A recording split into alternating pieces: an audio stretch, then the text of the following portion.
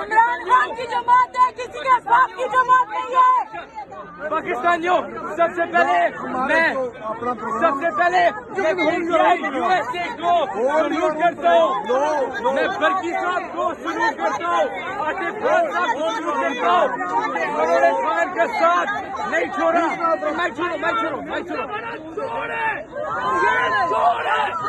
ये सबसे बड़ा चोर है।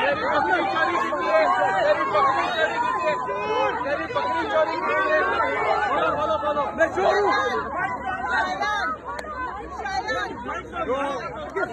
हूँ। छोड़ो आप लोग मेरे साथ नारा लगाए, ना वो बागी ना गद्दार, ना वो बागी ना गद्दार,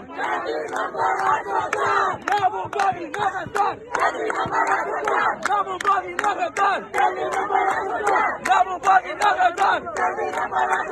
तेरा यार मेरा यार, तेरा यार मेरा यार, तेरा यार मेरा यार। अभी मेरा फेवरेट नारा गली गली में शोर है, गली गली में शोर है, गली गली में शोर है, गली गली में शोर है। चोर है भी चोर है, चोर है भी चोर है, चोर है भी चोर है। पाकिस्तानियों भी मैं कहता हूँ, मैं बरकी साहब और उनकी टीम का शुक्रिया करता हूँ, लेकिन कोई लोग पीटीआई में है, वो जिद से पार्टी को नीचे करा रही है।